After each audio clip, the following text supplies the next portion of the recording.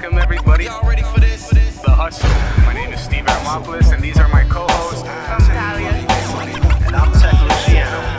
You may have heard me on radio, you may have never heard of me at all, but that's okay. Cause y'all gon' learn today. Your whole life was a struggle, had to make it out the jungle. This is a show for you. Welcome to the hustle, under pressure that will break a foe. Keep chasing your goals until you blow. Now, welcome to the hustle.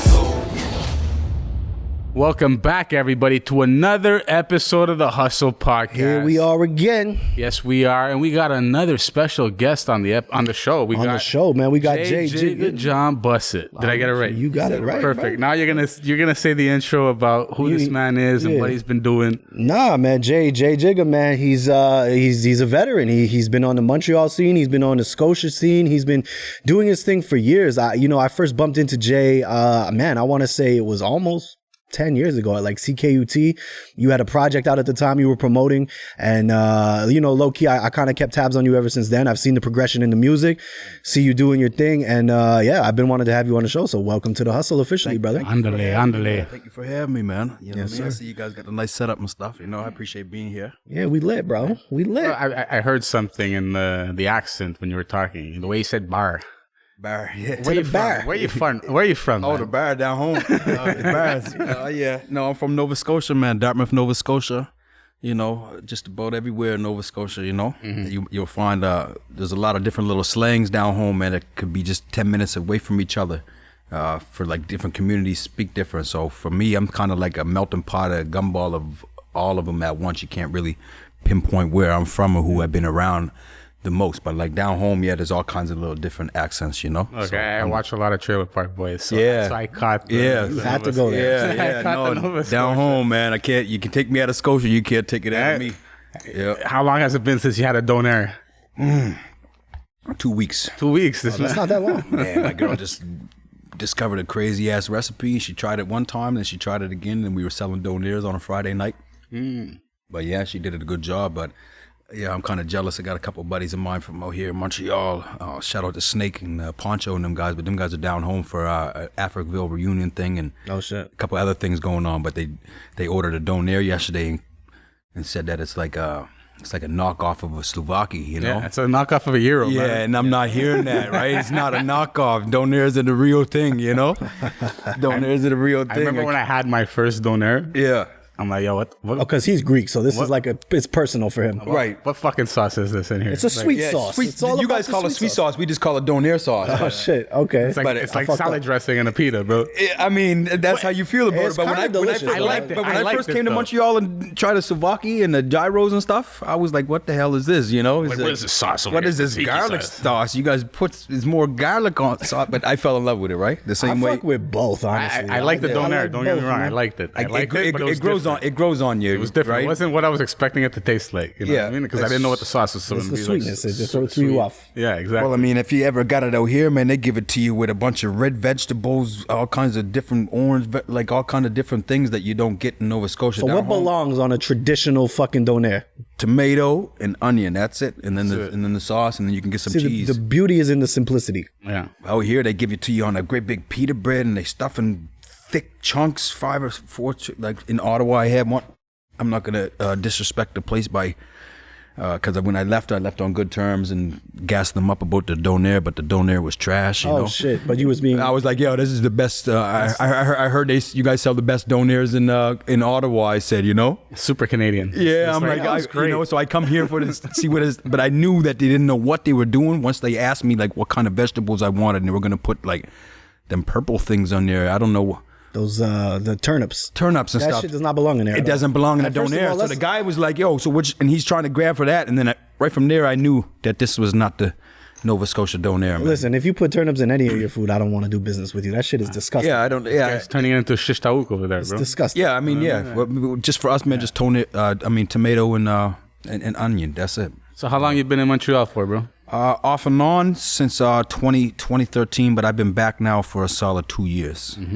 Yeah, solid 2 years I've been back, man. It's a breakdown. Like run us through like life in Nova Scotia, the move over here. Well, I mean, I originally come up here in 2013 for just one sole purpose, man, and that was just to find my kids, you know? Oh, wow. Okay. Yeah, I just wanted to find my kids. It was a couple months that went by that the girl just up and jump ship, man. So I wanted to find my kids because I was getting into a lot of problems. You know what I mean? Missing them, you know what I mean? Not being able to talk to them and things like that. So it come to a point where I'm like, yo, I got to touch down in Montreal and see what it's about. But Montreal's blessed, man, you know? What brought me back this time is that I love the city, you know what I mean? I have a daughter here now too, an 8-year-old. So I'm always gonna be tied in with Montreal for the rest of my days, you know? It's either Nova Scotia or here. That's what it's gonna be, you know? What are some of the major differences culturally? Like just obviously the language, that's the obvious one, but like just in the way people interact, would you say like it's more friendlier down home or is it more friendly up here? Like yeah, it's definitely friendlier down home. Cause when I first moved out here, it's like I thought I could just ask anybody for directions. And they give you that, get the fuck out of here. Yeah, like it was hard, man, you know? I had to learn my sense of direction on my own as opposed to I'm just gonna ask. But I mean, you know, no offense like to the Quebec stuff or French stuff and stuff, but I was always told that like Quebecois people, you know, are a little like tough, like hard nosed, obnoxious.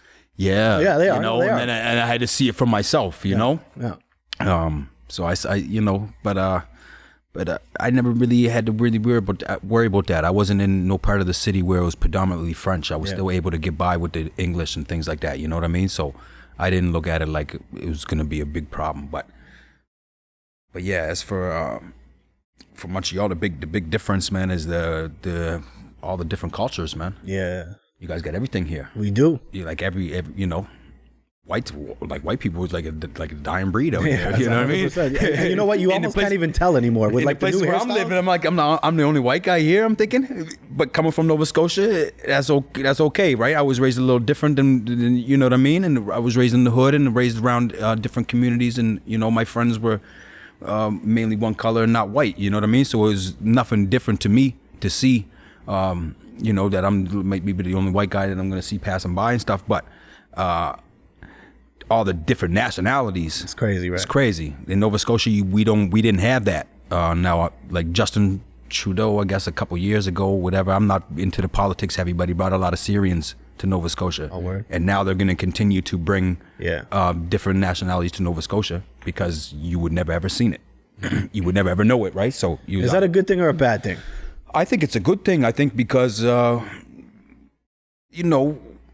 You just got to be more in tune with the rest of the world. We're all the way on the East Coast, far away from bigger cities. So like when I first came here, it was a big like cultural shock, just the way things are, all the different nationalities down home. Like, no, I didn't see like Chinese people on the regular. I didn't see all these different nationalities, but now it's changing. It's changing, right? So it's really changing. Like North End, Dartmouth, kind of around the neighborhood where I was at, you know, they built a mosque there. Now there's more, you know, of Muslim population. I don't know more of a Muslim population being in that kind of area. Makes sense. And same for like the low income places like Unias Square, for instance, and things like that.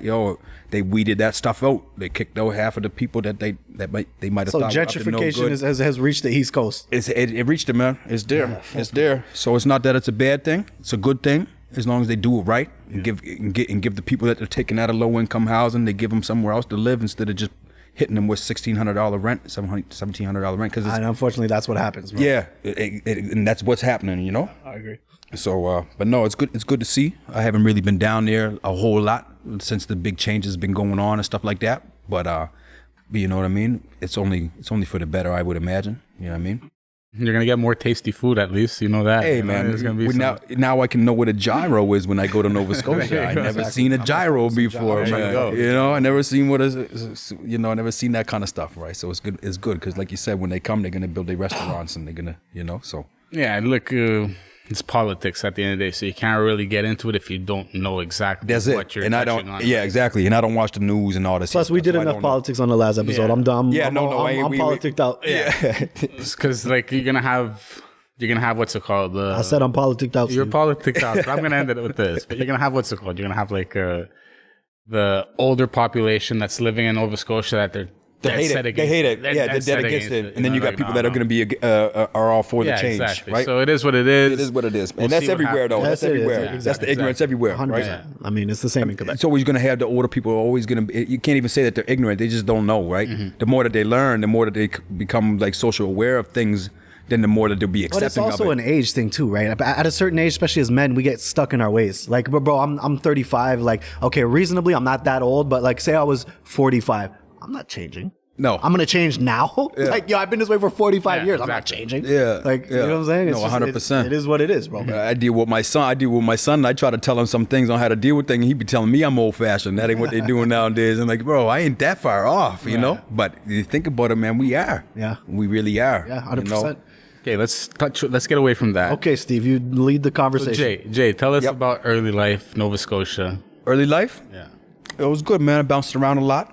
My parents are deaf, right? My parents are deaf. They can't hear, so I speak sign language and stuff. Wow. Fuck, wow. Yeah. That's crazy. And my dad just bounced around. They moved around a lot. So I was just in a lot of different schools, getting into it. Never really had to worry about, as long as I could keep things from my mom and dad, they wouldn't know what I was up to. So I got my hands dirty real young, man. Jumped off the porch real young. Mm-hmm. Yep. And that's about it, man. How did you get into music? Like, what was Steve's favorite question. Yeah. Oh, we're here. We're right? Man, I always dibbled and dabbled with music. Like I said, my parents being deaf, it's not something that was played on the stereo and stuff in the house. You know what I mean? So I didn't have to listen to anything I didn't want to listen to, or I didn't have to grow into something. I started listening to what I wanted to listen to. I think Ice Cube, Method Man to Cow was the first cassettes, tapes that I actually... Good choices, bro. Yeah. I think those were like the first hip hop ones. But yeah, it was just, for me, man, it was once I learned that you can actually write music. Yeah, I mean, that's when I got into music, when there's like, I can write, like I said, with mom and dad being deaf and stuff, it's like, I didn't vent to them with my shit. Right. You know what I mean? I didn't, outlet. because like, with them being deaf, man, they just so out of touch with the hearing world, right? That I didn't feel like there was any kind of answer that they could ever give me on any kind of advice or any problem that I went to them with. They couldn't give me the proper answer. So what would end up happening was it would leave me frustrated. I would, like, you know what I mean? Like, I didn't get the answer I was looking for. I didn't get the help I was looking for. So I instead of like going to mom and dad with my problems and things like that, if I got into a fight or something happened or whatever, I go home and I write about it. And then I guess over time I learned how to write better to a beat. But it all started from like 13, 12 years old, something like that. Yeah. That's crazy, bro. Sick. Yeah. Crazy story. So that's why, like, even with me, like to this day, music's so personal to me, because that's just how I grew up writing my music. That's been my outlet, right? 100%. So now I'm as the more older I get, the more I'm like, yo, I can't say that. I don't want to say that. I don't want to put that kind of energy out. That's growth. So like I can be fueled by one thing, but I don't want to put that out there like that. So I got to put it out there to be more universal. So I can always be, I can always, you know what I mean? Like that, I can be fueled up by something, but it's important for me not to make it just so one dimensional. 100%. Because you want people to listen to your music. You get into a breakup with your girl, you don't want to just write the song about the breakup and all the personal things, but you can write a song about a breakup and make it more universal, choose different avenues of weighted word things and stuff to make it not so personal, and then you have more people messing with your music. So that's what I've been learning to do over the years, which is to channel my shit more openly for everybody as opposed to just more personal, you know, as I would want to, you know. But that's music, man. That's how I got into it. Right. You know. Like mentioning that both your parents are deaf. Yep. But you this man's talking over the mic like this. Helping you It's out, gonna help bro. me out. Come on, son. So like you mentioned growing up with deaf parents. Yep. Besides them not being able to like listen to your problems and everything, Yep. it must have been difficult. Like, Oh yeah, I mean, yeah, no, man, I wouldn't wish it upon nobody, man. You know, it makes you different. You know, I've always struggled with like the whole, like, you know, the whole social thing. Like, okay, you got brothers and sisters you might have grew up around, or hearing parents that you might have grew up around that you like are able to argue with verbally, and then you can carry that upon to you. Like as you get older, you learn how to deal with people and verbally, right? So with me, it's like, I suck at arguing. You know what I mean? Like that was one of my biggest things, but like, I would always be like, yo, why am I so different? Once you watch something your whole life, You're watching it and you're supposed to learn off it. Yeah. But then when you step into the world and it's not, you know what I mean? So that was always you know what I mean? It wasn't easy, bro. I was doing a lot of soul searching my whole life, but now I wouldn't trade it for nothing because it made me who I am. It built the character that I am, which I feel is a real strong character. Yeah. And it all stems from how I was raised. I always look back on it. People always like, oh, you shouldn't, you know what I mean? We all had it rough. We all this and that. But yo, bro, I'm sorry, but this isn't something that you can relate to. You know what I mean? So like my demons might be a little different. How I handle situations even to this day as an adult might be not as how other people could handle it who were, you know what I mean, or deal with it. I deal with things different. And that's just the way it is, right? But I accept it. Did it ever kind of, because I mean, listen, as you know, as we get older and we do the soul searching, everybody, especially as men, you know, we kind of, I think as men, we kind of get to an age where we realize we're starting to become like our fathers. Oh, you know what I mean? 100%, bro. And so my thing is like growing up the way you grew up, did you ever notice that like your communication style obviously must have been affected? Did that ever kind of translate into your relationships with females? Oh, 100%. Yeah, 100%. I mean, look, it's like this. If you were raised in a household with five sisters, you're gonna be more comfortable with females. Yeah. Right? I never seen my father interact with my mother the way that other people would see somebody that got love for somebody interact. So it was like completely different, bro. You know, I got in one of my songs that say, my father never talks. Mom and dad were deaf, boom, boom. My father never talks with you. Mom and dad didn't never talk. So if you ask me, I don't know love. It's like, how can you, right? So like, yeah, no, man, my relationships be different, you know what I mean? Girls know I'm a handful, you know. You just I'm sorry. I'm just still trying to figure it out, right? I don't mean no harm.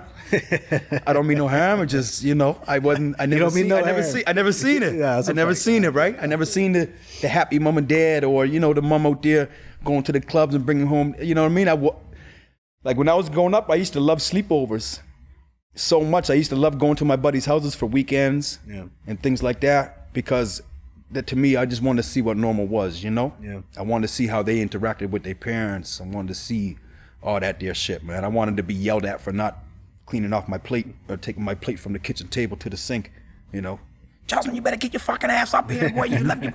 I wanted to hear that shit, you know? Exactly. I enjoyed that, man. So when it came to the girls, I mean, I was always a cute little fellow, man. So I always got play with the girls and stuff. But as you learn, you know, as you get older, man, the more you figure yourself out, you know, the more you can pinpoint like where you went wrong or why you do things the way you do, man. And I always look at it like just the way I was raised, man. It is what it is, right? Yeah. All we could do is try and do better, bro. I mean, listen, I'm not gonna lie. I'm still trying to figure it out. Yeah, I mean, we all are, man. We all got our demons and our things that we had to go through, bro. That, you know what I mean? Fuck with our shit. Everybody's different, right? Yeah, but I embrace the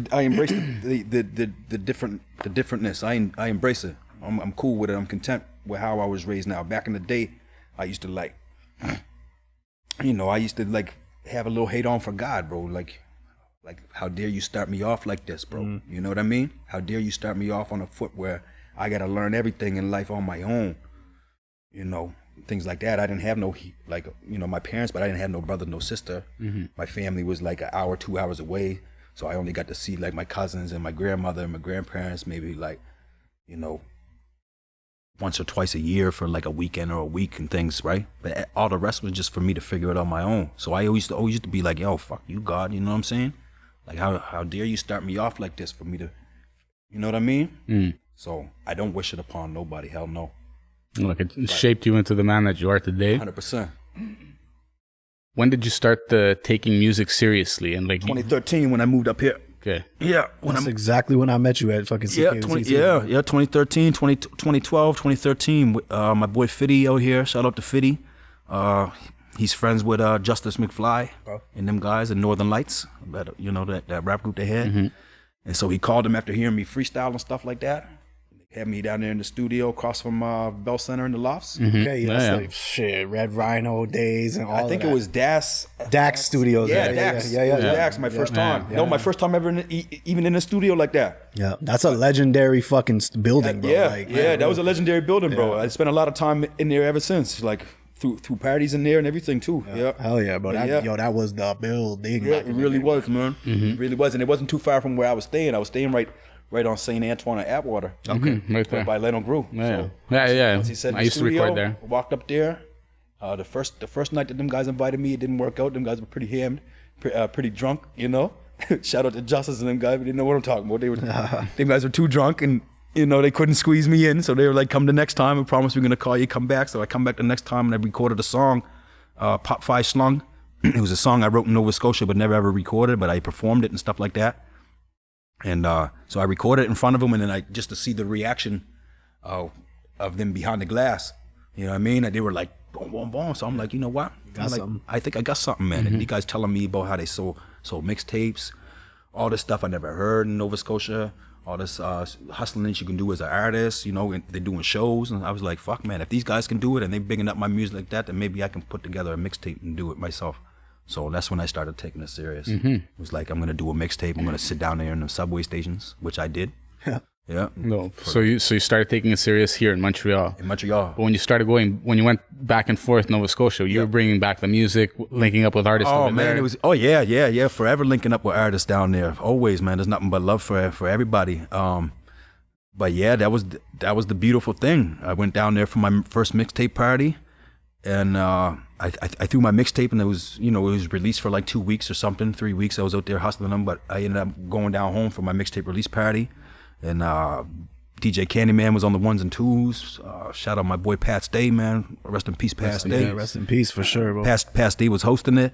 I got to invite all kinds of different guys. You know what I mean? It was my first time putting something together with my boy Kyle Crowley. And yeah, man, we had the place only could hold like 125 people, and we had like 160 people that paid. Oh wow! Probably 200 people in there that night. That's a decent night, bro. Yeah, and I wasn't down home for a year and a half. Like I said, I come out here to find my kids. My next trip down home, now all of a sudden I'm supposed to be this rapper and stuff, but everybody came out to it, man. That's lit. Everybody came out to it, man, and it was dope, man. I got so drunk. That was when I realized that, hey, if I'm gonna turn up and party, let's not be the last performer, you know? That's a good lesson to learn. We've all learned that lesson. Be the last performer. We've all learned that lesson the hard way, so bro. it's like everybody came to see me, and I'm up there like, fucking, bro. Like trying not to peep on stage. Man, it was trash, man. I feel you. Right? But a lesson learned, right? If I could not drink every performance, it'd be perfect, right? But I mean, yeah, that's when I learned, man. I was like, okay, you know what? Boom. And then ever since then, it was like that Nova Scotia. I always had that connection. I could go back and perform big shows, TI, you know what I mean? Anything as long as I'm there, right? But my last little string there for the last 4 years, I was back home before I came out this time. I wasn't doing nothing. Nothing. Wasn't doing no music.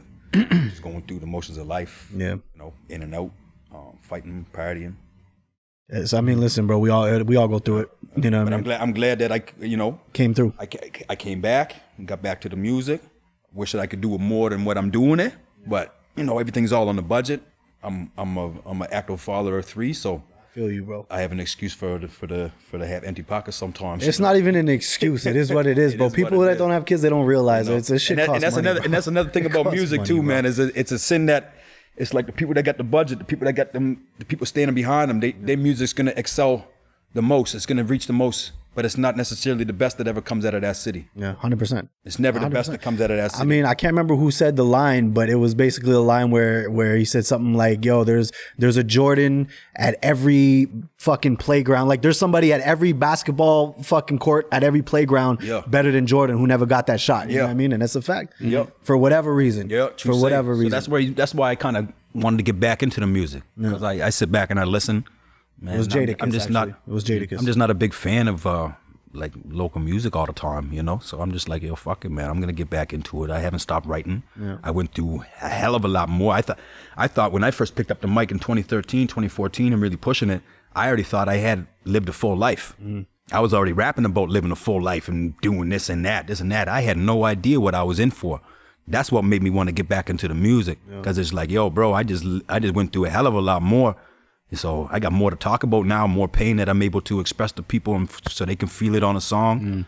You know what I mean? So that's why I got back into it. It's like, yo, bro, I'm not gonna sleep on my talent. I'm not gonna let my shit go to waste just because I ain't getting the shine I'm supposed to from somebody, like, you know, as opposed to other people and shit. I'm saying, no, fuck that, man. I'm not gonna record a bunch of music, and when people find out about it, they're gonna listen to it, and they're gonna realize that it's better than the music that they've been listening to and what the scene might have been pumping already and all that stuff, right? But if they don't find out about the music, whatever, that's cool. I'm perfectly content with what I already did, and I'm content with dropping the mic in about 2 or 3 years and just focusing on doing other things, you know? I'm already content with what I did.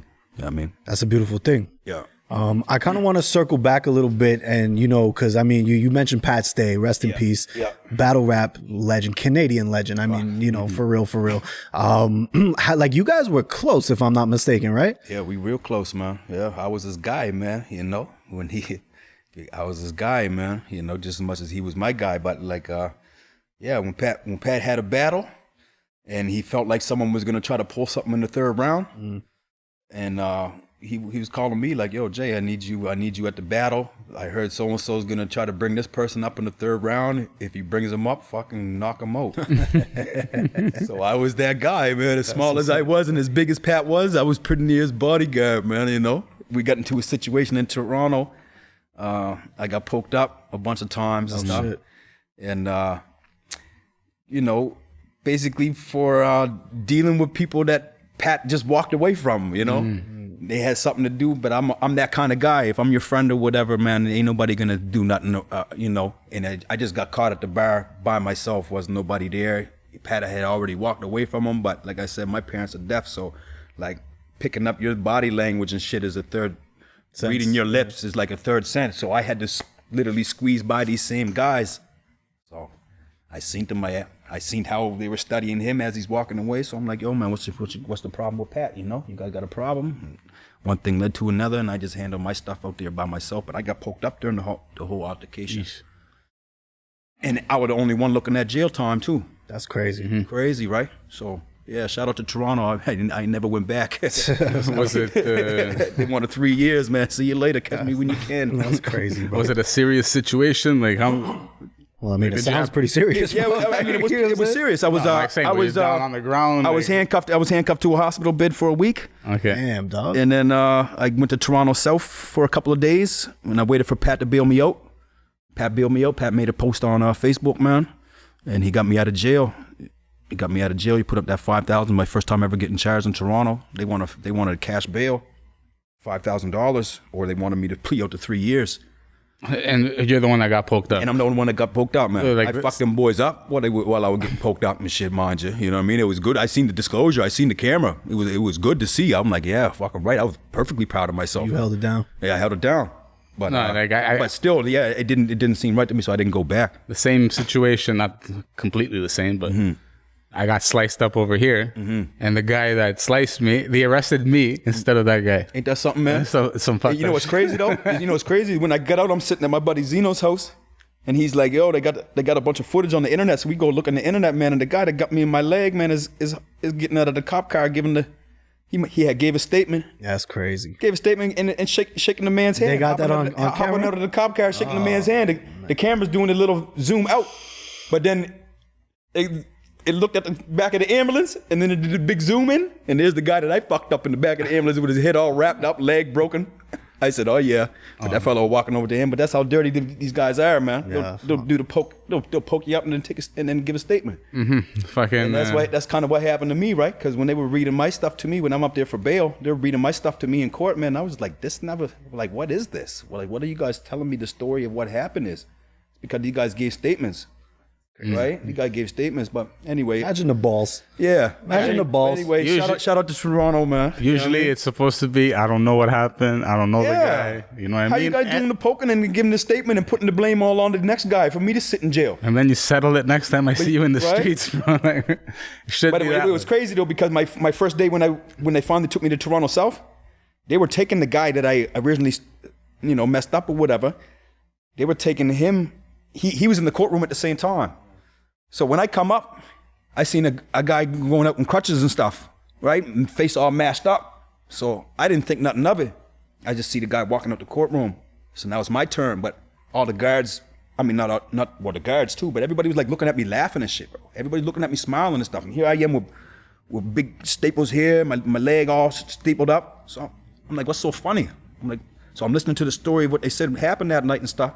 and none of it was making any sense. The women that were on the little typewriter things and stuff, they were all looking at me smiling, looking at each other smiling. I was like, what? But then when I stepped up the courtroom, that's when the female guard said to me, they were like, listen, as soon as I stepped out, they knew I was like feeling some kind of way. Yeah. But they were like, listen, nobody was laughing at you, eh? The guy that you fucked up, he was just here, you know? He's messed right up. And here you are poked up, you know, in pain. And here this cocky guy was. They said he was cocky as hell in the courtroom. And you know who you are. If you ever see this, you know who you are, buddy. I'm going to see you one day. But they said he was in the courtroom cocky as old fuck. The woman said, I can see why you beat him up, you know? I can see why you beat him up. But, as they're taking me to the cell, they're like, we don't understand though why you're here. It makes no sense. Yeah, it makes no sense. I'm like, yeah, exactly, you know? I'll just wait for my bail and then I'm never coming back. That's what it was, man. That's crazy, but bro. Pat got me my bail, man. Shout out to Pat. Shout out to Pat. He had a little side bet with Drake, and Drake never paid him yet or something. He never got paid for the battle yet, so he was like, yo, I have to make this post on Facebook. So he made a post on Facebook. He had my money within 24 hours. So did that money come from Drake? Is that what you're saying? No. Is that what we're saying on the podcast right now? Drake kind of bailed you out of jail? Yeah, I wish, man. I wish I would shout him out in the song, man. Saying, that's the real right there. You know what I'm no, Drake definitely didn't. I don't even know if he paid Pat his money back. I don't even know if he paid Pat. Right? That's 10 G's, man. But no, maybe he did a lot more, man, since Pat. Yeah. I always felt blackballed. It is what it is. You know what I mean? Is there a reason you could put your finger on for that? Cause I'm a white guy and I wasn't raised on that white side of the fence. You got a strong character and you don't take shit. It seems like. Yeah, no, exactly, bro. So to these guys that's like on, you know what I mean? Like that's what it was. That's what it was for me. That's how I always looked at it, especially last going off. It's like, yo, bro. It's like you got guys that'll shake your hand and smile on your face and tell you that you're the dopest artist and that was the dopest in this and that, but they'll never ever won't do dick for you. Yeah, won't do dick for you. Won't make that known to other people. Right. You know what I mean? Yeah. So I always felt like I was blackballed, bro, because I was rapping real shit that I was going through, and you know, and there's a lot of guys, bro. No offense, but because it goes on in a lot of scenes. Yep. But unfortunately, Nova Scotia is a small scene. So it's just, but we're not that whitewashed as what they want to just put it out there as all the time. I feel like so they want everybody to be classified, basically. Like no offense to classify, without saying it, but no offense to classify, but that's not where it's at. No. You know what I mean? That's not where it's at. There was so much more talent, even to this day. There's so much more talent than Classified and fucking Quake, bro. Yeah. You know what I mean? And listen, sorry to cut you off. To be fair, I met Classified openly. He's coolest guy in the world, so no shade to Classified. Yeah. I'm just using him as the example. But I'm not listening to nobody rap a bunch of hard stuff and like, no offense, because Classified always stayed in his lane. Yeah, that's why I respect Classified. Exactly. You're right. You know what I mean? I respect Classified's articulate ways of creativity because he could actually, you know what I mean, go so many different avenues. Yeah, he gets busy. But then you got people like that never ever lived life before. Trying to hit the same avenues, but like you can't tell me nothing about nothing you never lived before. Like you were not talking to me. There's nothing that I feel in your music because you know what I mean. So that's kind of how I feel like down home. You know what I mean? It's just all fucking. It's all fucked up, right? But that's kind of how it is, man. It's not whitewashed as what people see, man. You know what I mean? But when you type in Nova Scotia rap on YouTube, you're gonna see the whitewashed side. And when I say whitewash, like spoon-fed people that never really had to come from the trenches, never had to fucking, you know what I mean? Never dealt with anything. Never had to really deal with nothing, man, you know? And then you gotta sit there and listen to their songs about how, you know what I mean? How they had it rough. I'm sorry, man. I'm sorry. If I didn't have 3 kids, bro, you'd be talking to a whole different me. You know what I mean? So there's people that, you know, like, I'm sorry. I like music. But if you don't got no kids and you're in your 30s, I'm not really listening to anything that you have to say on the mic because you can never relate to anything that I fucking been through. Yeah. You know what I mean? Yeah. And so that's kind of where I'm at with music. I like music that I can relate to and shit. 100%. Just because you're a local rapper, that don't mean shit to me. Because if I know that you're not relating to your lifestyle and stuff like that, then it's just, it goes out the window for me. I'm not messing with it. Maybe because of me, I look at things like, yo, you know what I mean? Real, everything gotta be, but no, you gotta be true to yourself. And if you just rapping out your ass to say this and that and try to sound hard and try to, act, you know what I mean? Put yourself in a different category than other people when you never ever been there, bro. Nah, man, because you're portraying, you're rapping a life that you never lived. No. You know what I mean? And unfortunately, that's pretty prevalent, bro. Yeah, that's pretty prevalent. pretty But that's fucking why I say prevalent, that's why I say I take music personal. Yeah.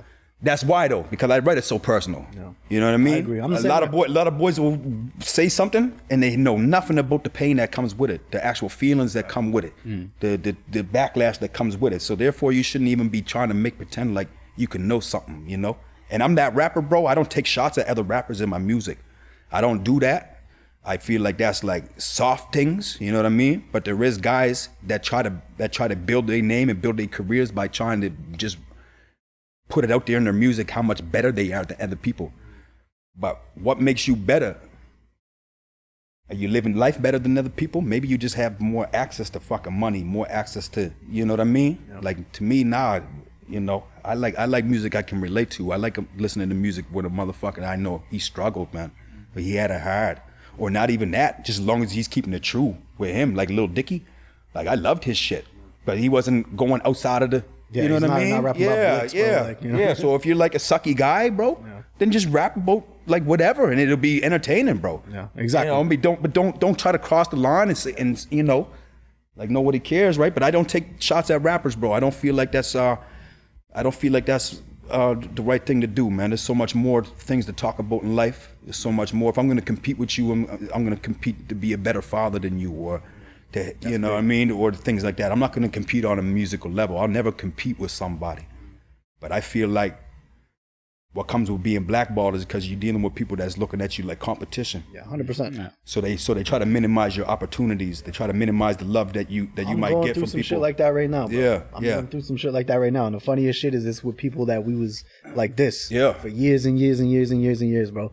And it's just like people feel threatened by your presence, and I've always been, and I feel like you're a similar person in that. No, I know, and I don't mean to be right. Like it's crazy because I was on the bus with a fella coming from Ottawa, riding share. But it's like, bro, I didn't even do nothing. When Buddy first met me, he was like, "Yo, by the end of the drive, me and you're gonna be good friends, right?" This Jamaican fella. But I'm like, "Yo, bro." At the end of the drive, he's like, "Yo, I don't want to be your friend, man. Everything you told me, but it's just like, yeah, you know, like that." That's, you know what I mean? You can't judge a book by its cover, bro. Like, you know, you don't know what's going on with somebody. Not that I'm negative, it's just that I don't take no shit. Yeah. You know what I mean? I've been there, I've done it, and if you want my opinion, then I'm gonna give it to you like, you know, straight up. I just like real people. That's why I hate people. We were on that before. Yeah. I hate people, bro. Yeah, me too. Because it's so hard to find genuine people, bro. Yeah, it is. So hard to find people that's not gonna shake your hand and then talk bad about you at your backside, bro. As soon as you leave. Take your conversation and run it to the next person. Exactly. Even though you confided in that person and you were talking to them about something, they taking your conversation. I don't like people, right? I'm the same way. And like I said, like we were talking about, I've been trying to explain this to Steve, because Steve right now, and you're right. By the way, you're right. Okay, so I'm preface it with saying you're right. He's like, yo, we need to show our face at these events. We need to go outside. We need to support the scene, because nobody's going to support us if we don't support the scene. You're right. You're right. You're right. You're right. You're not wrong. And that's what they tell you to do. You're not that's wrong. What they tell you. That's what they told me. They say, yo, Jay, you want to get on these shows? How about showing your face at an event and shaking people's hands and stuff? That's like, not me, though. It's not me. I'm trying. All right? I really am fucking trying. Like, why does that even have anything to do with music, though? Exactly. But that's different. That's for a podcast, right? Yeah, so no, podcast. No, sure, say. That's the right thing to do. Yeah. That's what they want you to do. It is. And that is the right thing to do. It is. For a musician, but for musicians, man, we get get tired of that, because, man, I'm not that guy you want at the party, bro. Yeah. I am not the guy you want at your party. When shit hits the fan, something gonna happen, and I'm gonna be the one pop off, bro. And that's everybody's like, why did you do that? You know what I mean? Oh my God, dark side. There's a dark side over there. They pulling out their phones and stuff. I'm going ape shit over there, but don't invite me out. So, but that shouldn't have anything to do with my music. I love this guy, bro. That shouldn't have to do anything with the music, right? 100%. Like, that should make you fuck with the music even more. To know that I'm not one of these guys out here sucking dick to try to fucking get a performance, bro. Exactly. That's the thing with the industry nowadays. Even forget. It was like that back when I started, though, 2013, 2014, Nobody's 2015. real, bro. Nobody's real. And I was so vocal about it that I swear I probably lost, like, I probably would have 60 or 70% more followers, more people onto my shit. But I was so vocal about everything back in 2013, 2014. Same here, but bro. it's just because I seen so much fake shit going around me. right? For me, and I like- listen to music. I like music. Yeah. I love music, but I don't like bullshit music. Bro, like I was telling you before, You're like, dope, Tek. You're dope. I listen to you, bro. Yeah, I you're dope. appreciate you, Yeah, bro. you're dope. Same thing right back at you. But like my thing is like, I'm not the guy that's gonna go to a show, watch 6 rappers in a row who are all fucking horrible, and then they get off stage and everyone's like, yo, you killed it. Yo, you're bro. Start being honest with people. That's why I know you music guys sucks. are listening to the same thing I'm listening That's why to. music sucks though, bro. It's so watered down though, bro. Like you even look at the, like, no offense to none of the guys doing your thing. If you get on the show, great for you, because your music probably sucks. Like, and that's what it is, man. You know, it's just music became so watered down now that when you go to these shows even and stuff, man, like you're gonna get maybe 1 or 2. Like, it just sucks, man. It just Listen, sucks. I'm from the era. I wish people would follow their ears and make their ears connect with And their just- heart and just be honest. and then be honest, bro. Yeah, look. Because it would save a lot of people's time from doing music. Bro, I'm from the era where Everybody's if you friends went- now, bro. That's why. But You're exactly, going it's to- a circle but you jerk, can't- and you I'm not can't- part. I'm not No, going to you be part of can't- this fucking you circle jerk. I'm can't- sorry. You can't look at somebody and tell them, yo, bro, like you might as well stop trying all the time, because all you're doing is just taking the shine from people that actually have talent and stuff, man. Go be a fucking TikToker. Like half the time, people don't even want to go to the fucking the big event shows and stuff because of the openers they got on them and stuff. But like, I'll sit outside and I'll have my cigarette for the openers before the main guy. You know what I mean? Like, you want. It's on the promoters though too, man. Like the promoters need to wisen up. The thing because is, it's a business for them though. it's 100% a business. But nowadays, bro, you don't even have to have a video. You don't have to have anything. All you have to do is have money to pay for your 30 tickets, and you're on the show. Exactly. You can be trash up there on stage, man. but even that, bro, like the promoters Yeah, too. it's so sad, man. The promoters too, like, let's be realistic. They've lost touch with who's who in the. Oh man, 100%. It's bro. oversaturated. Yeah, it's not even that. bro. Exactly. Like, Oversaturated, watered down, let's same just same say thing. It's a just too many. promoter 20 years ago that was heavy in the game, doing his thing. He knew the artists back then, but now, like, bro, you grow older and you're like, the promoter's 60 years old. He doesn't know this 19-year-old that's coming up that has a sick buzz, this Yeah, and that. You yeah, know what I mean? yeah, yeah. He's just relying on somebody that's gonna hit him up and say, "Oh, I'll sell 30 tickets Yo, for you." this is put what me I on the said fucking before. thing, you know? The longer you sit on social media, the boys that got time to sit on social media all day, every day, got no life. They don't hit the road to do nothing. Them were the guys that is gonna get on the shows because they got time to sit there and fucking tap. Yo, let me message them. Yo, can I get on the show? Exactly. That's what it came down to. I even made that kind of post a long time ago. Yo, bro, like, I was like, so nowadays to get opportunities, you have to be on social media 24/7 because it's a race. Yeah, who's gonna save me? It's a race. Once that promoter posts that this person's coming, now it's just a race. Yeah. So if you ain't there to fucking be then you're not getting on. Who's gonna cradle the balls first? You know what I mean? So that's what it is, man. It's like you have to, you got to watch, right? But I mean, hopefully things. I mean, it's not like it's gonna change, right? But I just wish people would just follow their ears, man. Yeah. I agree. Just follow their ears, man. You know what I mean? And give respect where it's due, pay homage where it's due, and then be honest with a sucky motherfucker when you got to be honest. See, look- I think if they did that, music all in general, like you wouldn't have to sift through a bunch of sucky guys to find a good guy.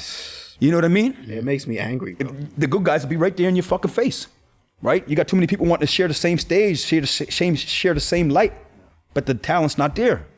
They might have to follow them because they got a big family, or they was, you know what I mean? But the music's not there. But a lot of people get that confused though, bro, because family and friends has nothing to do with how good your music are. Boys get it to their head when they go to a show, or their views. Sometimes your views might be all your family. Sometimes the only people at your show is your family and stuff, right? Cheering you Not on. only that, now with the social media shit, like there's people who are really good at social media. Whether they took a course or they have a natural ability, whatever the fuck it is, there's people who know you can manipulate social media to where you could do certain things to where your posts are going to be seen on the algorithm more than everybody else. So you have these artists who their music ain't there. Let's be honest. The music's not there. But they're just- even they're the personality smart, though. is not really there, but they know how to smart, work man. the computer, That's what bro. it's all about. They know how to work the computer. Yeah. I wish somebody that knew how to work a computer would come mess with me. 100%. We would break bread and get rich. 100%. Cause I see that. Cause I even like the money that's invested in some artists that they, you know, when they sign up as an artist to that province that they're at, now they're eligible for these grants and stuff, right? I just feel like a lot of motherfuckers just been wasting the government's money, man. You just wasting taxpayers' money just by chasing a hobby. Yep. Exactly. That's not like gonna be any kind of bring any kind of budget for anybody. So you're just wasting taxpayers' money. Leave that for the other people, because there is people out there, including myself, that if you gave me the same money that some of these guys had all these years, every year, if you would have gave me some of that money, bro, I wouldn't be rapping right now if I didn't get already famous off it. Yeah. Like that's how in tune I am with myself. Like that, hey, if I got $50,000 invested into me for to do music, if I didn't shine yet, then maybe I need to take a step back. Exactly. It's not for me. Exactly. And I'm just gonna be wasting these people's time when they could be supporting somebody else. So that's the sad thing about grants, is anybody can fill out a grant and get a $10,000 thing for to do music. And what did it do? Where are you a couple years? Yeah, well, what's the recoup off of it? Yeah, nothing, right? Yeah. Look, you've been extremely candid. You're like an open book right now, bro. You're just talking. You're being real. They had a couple drinks when I got off work. That's that Scotia blood. Yeah, that Scotia blood, boy. I mentioned something earlier before we started rolling. You said you got caught up in some shit. Yep. You did some time. Yeah. You had a nice Christmas in Bordeaux. Oh, Bordeaux is lovely, man. Bordeaux Beach. Bordeaux Beach, Bordeaux man. Beach, huh? Yeah, Bordeaux Beach. So what's it like, bro, when you're locked up, you got fucking... Sucks, you know what I mean? It sucks, but it's a beautiful thing when you hit a good range. When you hit a range where there's like, not so much like weed and, you know what I mean, all the drugs that you can get on it, but just like when you're just on a chill range and stuff. I've been in and out of a couple of different places, bro, and I've had skits in jail where it was fucking fun as hell, and I had other skits in jail where it wasn't so fun. You know what I mean? What I found about Montreal, what's blessed about Montreal jail is I'm not from here. So when I get locked up, I don't got to worry about the politics, the street politics that everybody else got going on. As long as I be myself, mind my business, I'll get along with people just fine. But when you go to a city like Nova Scotia now, where the city's so small, you get locked up. You're gonna see your buddies ops in there. Burnside, for example, it's only one population range now. So if you got ops on the population range, you gotta handle your stuff. Yeah, there's no escaping. There's no escaping. Either that or you're gonna go check in, right? So like I had a little situation my last time in Burnside down home a couple years ago that had fucked up my teeth and broke my ribs and shit. Damn. Walked in the cell with 6 men, you know what I mean? I knew what they wanted to do. And so I just walked in the cell with them, we did it. When I was here in Bordeaux, totally different ball game, you know what I mean? Totally different ball game. Nobody knew me, but man, it was like, boom, cell phones. You know what I mean? I don't know if I can say this shit, man, but cell phones. Like, I walked in with a guy the night before. We only had time to go hit the range and get locked in our cells. Tell me how the very next morning, this guy's walking by my cell to go for the breakfast, and he's like, yo, come here. I go in my cell, but he's like, yo, can I give you 5 bullets a day? You let me use my phone in your cell? You know what I mean? And I don't know if you guys are familiar with bullets, but that's like $70 with the tobacco. You get 2 cigarettes out of that. So I was like, what? I'm like, buddy, we just got here last night. How the fuck do you got a phone already? You know? So it was no problem. So I spent the whole time just up there keeping 6 for him. He would give me, you know what I mean? Doing the wheeling and dealing thing in there. Like I said, I don't know if I can say this here shit. You was running a store in there or what? Yeah, I was running a little store. He was chilling in my room, you know? He's chilling in my room. I'm up there in Bordeaux Beach. What is it, the E-Wing? The E-Wing. I'm in the very top corner so I could just see everything, right? So I said, yeah, buddy, you can handle that, man. Handle that. Sit in there as long as you want. Yeah, I got my... but Bordeaux was nice, man. The boys was nice in there this time around. I got my boy L-Dog in the building over there. And he just sends me fucking videos every time on Facebook of him smoking weed in the cell, this, that. Oh, fuck yeah. Looks terrible in there, like, oh, so run down and everything. But I had a little crazy little episode, man, like when I was in there this time. Like, I didn't know if I was getting out. And man, it's like... I don't want to get into it a whole lot, but I am going to get into it. Okay, so since Pat died, right, I got a friend that always had a dragonfly land on him every day. That's crazy. Every day. And he never ever had a dragonfly ever land on him ever before in his life. So like every day he's like, yo, he's posting the little pictures, right? He could be at work anywhere, but a dragonfly is landing on him every day. So I'm like, so we think that it's like has something to do with Pat, you know? Like Pat. So I'm like, yeah. So I didn't see no insects. You know what I mean? I didn't see no bugs. He said insects. but then I get locked up, and all of a sudden, man, I got a infestation in my cell, like ladybugs. You know what I mean? So the boys are like, they're coming in my cell. They're like, yo, man, what the fuck? The ladybugs. I'm like, we never ever seen ladybugs in this cell before you came here, and all this here shit. But it was like the ladybugs showed itself to me at a fucked up time. You know what I mean? But it was just like, I'm like, yo, is this a sign? Like, is this Pat? You know? So like the morning that I had court, they brought the phone to my cell to speak to my lawyer, this and that. So when I spoke to my lawyer, fuck, man, I can't really remember the whole, but man, I just knew I was getting out that day. There were the ladybugs. When I woke up that morning, the ladybug was like on my mirror, you know? So I'm like, okay, boom, boom, boom. Then after the guards come, I waited a couple hours, you know? Waited a couple hours, the guards come, I'm like, yo, how come I'm not going to court? They're like, oh no, I'm taking you now, but you have to speak to your lawyer first. And after I spoke to my lawyer, the ladybug was there, you know? Boom, boom, on the windowsill now. And I'm talking about this is snow outside, like the ladybugs ain't supposed to be alive. They on my windowsill and shit. So I'm like, okay, boom. So now I go to court. I had no idea I was getting out with the court. All of a sudden, boom, I'm getting out. I'm like, what the fuck, this is crazy. I go back to my cell, yo, all them ladybugs dead. Just like that, they're dead on my windowsill. So I was like, yo, my time here is done. Deep, bro. But Pat was with me the whole time. As soon as I walked in there, he was in there with me. That's how I looked at him, man. You know what I mean? I never ever had no superstition. I'm not a superstitious person. I'm not a person, the believer of like, you know what I mean, reincarnation shit and this and that. But I really You don't read tarot cards. No. But I really strongly believe that Pat was for sure. That Pat has something to do with that. Nah, man. that's beautiful. You know what I mean? It was beautiful. So I was like, you know, boom. Let me try to change my life around now. So you spiritual now. You know what I'm saying? Go get rebaptized. You know what I mean? Up until the next time I go out there and let these fucking things go. You know? But yeah, no, it was beautiful, man. I was even telling boys that in jail. I was like, yo, man, ladybug situation. Boys looking at me like, what the fuck is this guy talking about? Like, he bugging, bro. Yeah, he's crazy. Scotians are out of their mind. You're out of their mind. Good. We're done dealing with you, right? Crazy stories and shit. That's a dope story, though. I really fucking... Yeah, man, it was a ladybug story. Like, there was more to it, man, but it's just, I haven't really spoke on it in a minute, so for to know exactly how it went down, but it was like, you know what I mean? It was a whole process of just like, maybe believe more and more and more and more. Yeah. You know what I mean? So I think now is like the perfect segue to the drop a gem, because from everything that you've been saying today, bro, hold on to that real quick. It's all gems to me. Thank you, man. man. So this is gonna be like the ultimate gem right now. Okay. I can already anticipate it. Okay.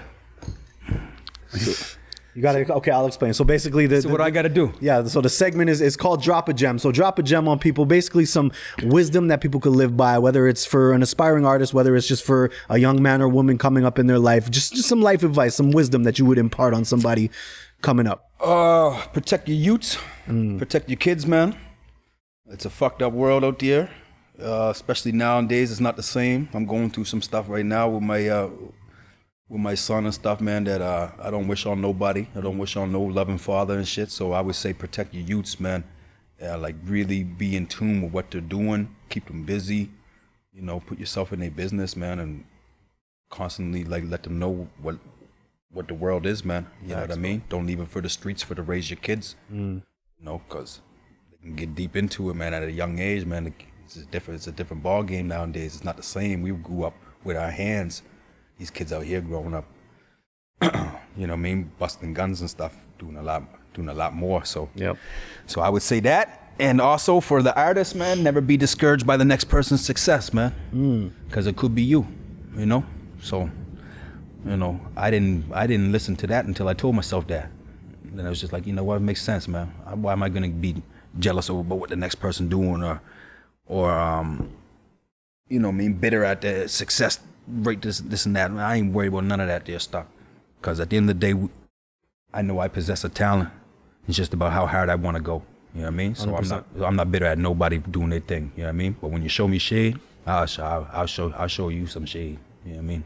I'll make things very dark for you, my friend. This guy like, yo, man, you're scaring Steve. I know. I'm a very intense guy, bro. I'm a very intense guy, but trust me, I mean well. We finally found someone who can match my energy a little my heart bit. pure, right? It's too much, bro. It's like fucking energy here. Yeah. But you're calm today. You're I'm calm. very calm. I like Tek. Yeah, but that's why I mess with Tek, man. We didn't have to be around each other a whole lot for the like real recognized real, right? Yeah, facts, bro. So I you know what I mean? It's usually like that, bro. It's usually like that. Yeah. When you vibe with somebody and you can sense it, you know what I mean? Yeah. You can sense the aura and this and that. Yeah. Like as soon as you got in here, bro, we spoke for like 5 minutes. I'm like, oh, this guy's a real dude. Yeah, appreciate that, man. And then when we started talking more and more, I'm like, Yeah.